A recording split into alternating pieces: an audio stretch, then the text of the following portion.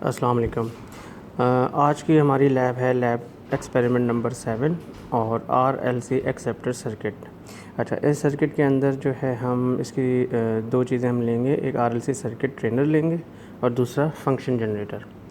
अच्छा, इसमें है होता क्या है कि acceptor circuit is a series RLC circuit, ठीक।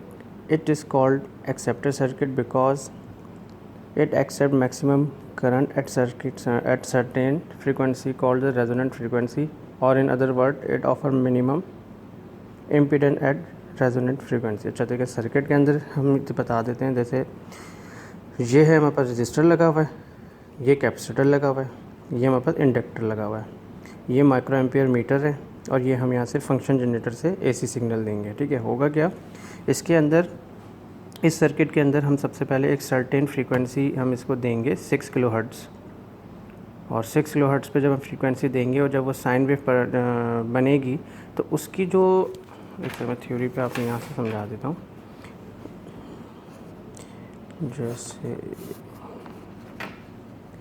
यहाँ से जो हमारे पास साइन वेव बनना शुरू होती है वो एक वेव इस तरह होती है। ठीक है, जो हमारे पास ये हाईएस्ट पीक होगी, ये हमारे पास कहलाती है रेजोनेंट फ्रीक्वेंसी, जो सबसे हाईएस्ट होगी, और ये जो हाईएस्ट होगी ये होगी टोटल 6 किलोहर्ट्ज़, क्योंकि हम जो फ्रीक्वेंसी सेट करेंगे फंक्शन जनरेटर के ऊपर वो 6 किलोहर्ट्ज़ करेंगे। ठीक है, तो जब हम इसमें जब माइक्रो एम्पियर के ऊपर जब इसमें करंट आएगा तो जब ये साइन वेव परफॉर्म करेगा बनाएगा तो जो इसकी हाईएस्ट पीक आएगी वो हमारे पास जब चेक करेंगे तो वो 6 किलोहर्ट्ज़ होगी। ठीक है, तो इसको हम कहते हैं रेजोनेंट फ्रीक्वेंसी। अच्छा, इस सर्किट के अंदर ये सर्किट जो है हमारे पास एक ट्रेनर की उसमें बना हुआ, ये ट्रेनर है।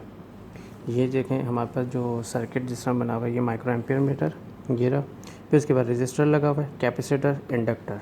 ठीक है, और यहाँ से हम AC सिग्नल देंगे वाया फंक्शन जनरेटर। ठीक है, अच्छा अब हम इसको सेट कर लेते हैं।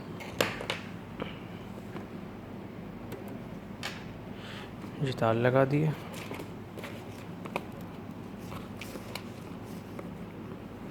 Black wire and red wire. ठीक है, ये हमने लगा दिया। ठीक है, अच्छा हमने इसको सेट करना है सबसे पहले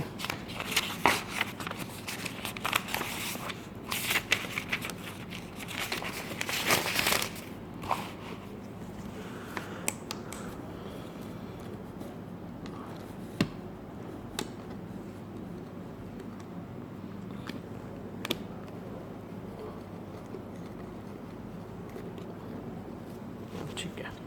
अच्छा, इसके अंदर हमने सबसे पहले क्या काम करना है, फ्रीक्वेंसी 6 किलोहर्ट्ज़ पे रखनी है और माइक्रो एम्पियर जो है हमने 120 पे रखना है। अच्छा, वो कैसे?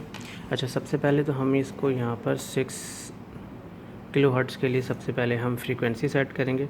6 किलोहर्ट्ज़ जो है आपका किस में आएगा, 6 किलोहर्ट्ज़, ये देखो ये 1 के है, ये 10 के है, तो हम सबसे पहले रेंज सेलेक्ट कर लेंगे। रेंज हमने इसको प्रेस कर दिया 10 के, क्योंकि 6 किलोहर्ट्ज़ जो है इन बिटवीन आपके 10 के अंदर आ जाएगा, तो इस रेंज में आ जाएगा। हमने इसको प्रेस कर दिया। हमने साइन वेव परफॉर्म करनी है, तो साइन वेव प्रेस कर दिया। अब हमने क्या करना है, 6 किलोहर्ट्ज़ फ्रीक्वेंसी सेट करनी है, तो हमने इसको 6 किलोहर्ट्ज़ सेट कर लेते हैं। ये 1 किलोहर्ट्ज़ हो गया, देखें ये 1 किलोहर्ट्ज़, इसको हम 6 कर देंगे।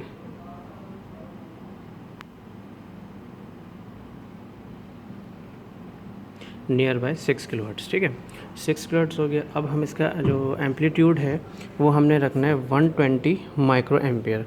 अच्छा, इसके अंदर क्या है कि ये रीडिंग हमारे पास यहाँ 120 पे आनी चाहिए, 100, 110, 120 पे आना चाहिए। ठीक है, क्योंकि हमने रेजोनेंट फ्रीक्वेंसी निकालनी है, उसको हमने एक पीक पॉइंट देना है। तो 120 माइक्रो एम्पियर किस तरह होगा, क्योंकि हमने 6 किलोहर्ट्ज़ तो सेट कर ली थी, हमारे पास ये वाली जो नॉब है सबसे पहली वाली, ये हमारे पास एम्पलीट्यूड सेट करती है। हम यहाँ पे देखें, आप इसको मैं यहाँ से मूव करता रहूँगा तो यहाँ पे हमारे पास एम्पलीट्यूड बढ़ेगा, और इसको हमने सेट करनी है 120 पे। ये आपके पास आ गया 120। ठीक है, ये 120 पे आ गया 6 किलोवाट्स। ठीक है, अच्छा अब उसके बाद हमने क्या करना है, ऑब्जर्वेशन टेबल पे अगर हम चेक करें, ये हमारे पास ऑब्जर्वेशन टेबल था, हमने इसको बिल्कुल ज़ीरो कर देंगे। यहाँ से मैंने इसको बिल्कुल ज़ीरो कर दिया। यहाँ पे जब ज़ीरो किया तो ये आपका एम्पलीट्यूड, ये जो माइक्रो एम्पियर का जो एम्पलीट्यूड था वो कहाँ पर आ गया है, ज़ीरो के बाद 10 पर। तो सबसे पहली वैल्यू हमने करंट के ऊपर मेजर कर लिए 10 माइक्रो एम्पियर। फ्रीक्वेंसी हमारे पास यहाँ पे क्या आ रही थी जब इसको हमने ज़ीरो कर दिया था, 461.2 ले लें, 3 ले लें, व्हाट्सएवर, 461 पॉइंट समथिंग। तो हम पहली वैल्यू यहाँ लिख लेंगे, ठीक है। इसी तरह हम अब लेंगे 20। यहाँ पे जब ये 20 पे चलेगा किस तरह आएगा, हम यहाँ पर इसको बढ़ा देंगे। इसको जब बढ़ाएंगे तो जब 20 पे आ जाएगा इसको स्टॉप कर देंगे।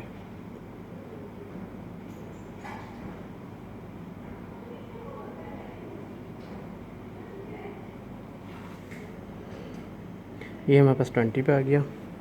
दूसरी रीडिंग हमने करंट पे लिख दिया 20 माइक्रो एम्पियर। फिर उसकी फ्रीक्वेंसी हर्ट्ज़ चेक कर लें कितना आ रहा है, 717 पॉइंट समथिंग। तो हम दूसरी यहाँ ले लेंगे। इस तरह सो ऑन हम इसको 30, 40, 50, 60 इस तरह लेते जाएंगे, ठीक है। यहाँ तक जब आप पहुँचेंगे ना 120 पे, क्योंकि हमने क्या सेट किया था उस पर 120 माइक्रो एम्पियर। जब ये 120 पे पहुँचेगा, हम इसको डायरेक्ट 120 करके देखते हैं, ठीक है ना जी। ये 120 हो गया। 120 के ऊपर क्या आ रहा है, 3.750, ठीक है। ये हमारे पास ये वैल्यू आ गई थी, ठीक है। अब मैं इसको और मज़ीद बढ़ाऊंगा तो देखिएगा क्या होगा। फिर मैंने इसको थोड़ा सा और बढ़ाया,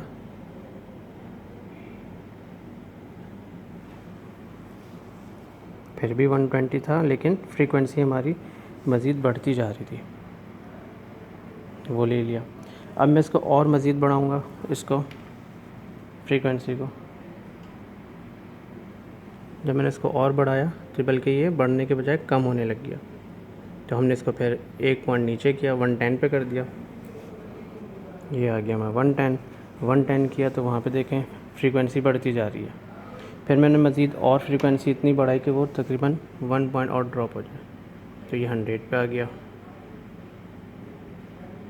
100 पे आ गया, लेकिन फ्रीक्वेंसी देखें वहाँ पे बढ़ती जा रही है। तो हमने ये देखा है कि एक सर्टेन पॉइंट पर आकर रुक गया, ठीक है। तो इसके बाद हम ये चेक कर रहे हैं कि हमारे पास जो फ्रीक्वेंसी बनी थी वो ये फ्रीक्वेंसी इस तरह बनी है, ठीक है। तो देखिए ये जो चीज़ थी ना, ये हमारे पास क्या था, 120 एम्पियर तक पहुंचा था और ये हमारे पास 6 किलोहर्ट्ज़ तक पहुंचा था, ठीक है। तो ये जो चीज़ है हमारे पास, ये हमारे पास कहलाती है रेजोनेंट फ्रीक्वेंसी, ठीक है। तो इसका हमने क्या कहते हैं पूरा जब चेक किया तो ये क्या कर रहा था कि ये हमारे पास एक्सेप्ट कर रहा था करंट को, कहाँ तक, जहाँ तक इसने एक्सेप्ट किया, ठीक है। तो अच्छा पीछे अगर आप यहाँ पे देखते हैं, मैं ये ऑफ़ कर देता हूँ।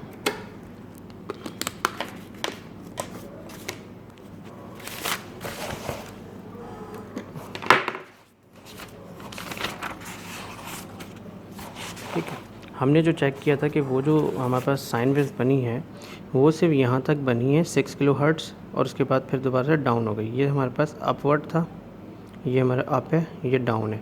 और ये जो सेंटर वाली जो लाइन मैंने आपको बना के दिखाई है, ये हमारे पास रेजोनेंट फ्रीक्वेंसी आई थी लास्ट, जो सबसे हाईएस्ट गई थी 120 एम्पियर और 6 किलोहर्ट्ज़ फ्रीक्वेंसी पे, ठीक है। तो इसको हम क्या कहते हैं, एक्सेप्टर सर्किट, ठीक है। और इसके बाद वाली जो लैब है वो हमारे पास रिजेक्टर आएगी, RLC रिजेक्टर।